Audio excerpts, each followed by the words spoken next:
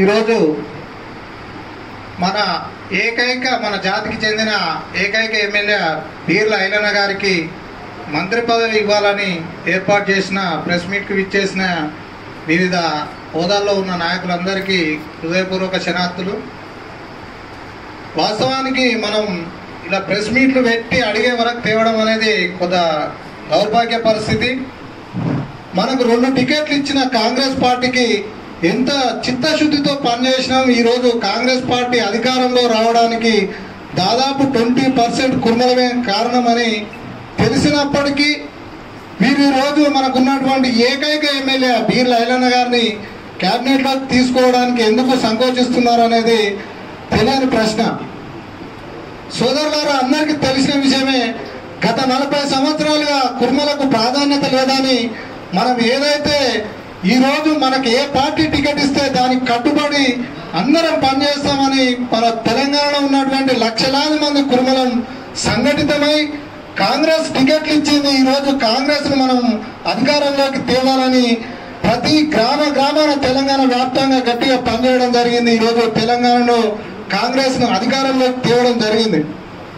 అంత నిర్దిష్టంగా పనిచేసిన మా కుర్మలను ఎందుకు విస్మరిస్తున్నారు అనేది అన్ని పార్టీల తీరును ఈరోజు టికెట్లు ఇచ్చి టికెట్లు ఎరచూపి అధికారంలోకి వచ్చిన కాంగ్రెస్ పార్టీ, మరి గొల్లలకు సంబంధించిన ఎమ్మెల్యేలు కూడా ఈరోజు ఎవరు లేరు.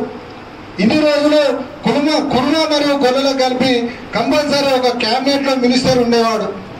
ఈరోజు అధికారంలో ఉన్న కాంగ్రెస్ పార్టీ గొల్లలకు ఇవ్వలేదు మరియు కుర్మలకు ఇవ్వలేదు. ఎందుకు ఇంత వివక్ష చూపుతుంది? ఇప్పటికైనా గ్రహించాలి, మా కుర్మలు ఎంత నిస్వార్థంగా పనిచేస్తారనేది మొన్నటి ఎలక్షన్లో చూసారు. రాబోయే ఎలక్షన్లో కూడా మేము మీకు కట్టుబడి ఉండి మా మన్నలను మీరు పొందాలంటే తప్పకుండా ఇప్పుడు రేపు జరగబోయే విస్తరణలో బీర్ల ఐలయ్య గారికి మంత్రి పదవి ఇవ్వాలి. లేనట్లయితే మేము ఎంత ఓపికతో ఉంటామో అంత ఆగ్రహంగా కూడా పనిచేస్తామని తెలియజేస్తున్నాం. తప్పకుండా రాబోయే మంత్రి పదవి విస్తరణలో బీర్ల ఐలయ్య గారికి మంత్రి పదవి ఇచ్చినట్టయితే తెలంగాణ వ్యాప్తంగా కుర్మలమంతా ఆందోళన బీసీ సంఘం కూడా ఈరోజు బీర్ల ఐలయ్య గారికి మంత్రి పదవి ఇవ్వాలని మద్దతు పలకడం జరుగుతుంది. మాకున్న ఏకైక ఎమ్మెల్యేను మాకు ఒక గాడ్ ఫాదర్ గా భావించి తెలంగాణలోని 40 లక్షల మందికి అతని ఒక లీడర్ గా చూస్తున్నటువంటి సమయంలో తనని తప్పకుండా మంత్రి పదవిలోకి తీసుకోవాలి. లేనట్లయితే కుర్మల ఆగ్రహానికి గురై రాబోయే రోజుల్లో పార్టీ పతనానికి కూడా ఇది దారి తీస్తుందని హెచ్చరిస్తున్నాం. ఈ ఒక మంత్రి పదవితోనే కాదు, రాబోయే రోజుల్లో స్థానిక సంస్థల ఎలక్షన్లో కూడా కుర్మలకు టికెట్ ఇస్తే తప్పకుండా గెలిచే సత్తా ఉంది. కావున అధికార పార్టీలో ఏళ్ల తరబడి అధికారం లేకపోయినా పార్టీలో పనిచేసిన కుర్మలు ఉన్నారు.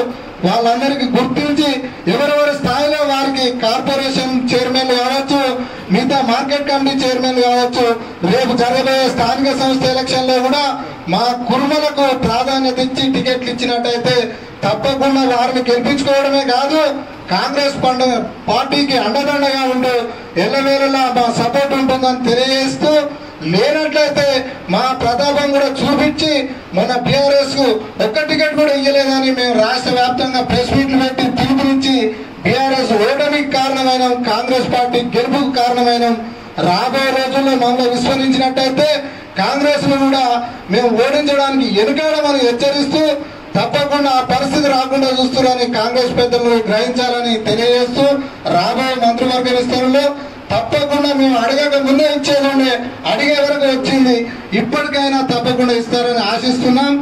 రాబోయే రోజుల్లో స్థానిక సంస్థల ఎలక్షన్లో కూడా మా వాటా మేము సాధించేందుకు గట్టిగా జేఏసీ నాయకులతో కలిసి ప్రయత్నిస్తామని తెలియజేస్తూ నాకు ఈ అవకాశం ఇచ్చిన పెద్దలందరికీ ధన్యవాదాలు తెలియజేస్తూ ముగిస్తున్నాం.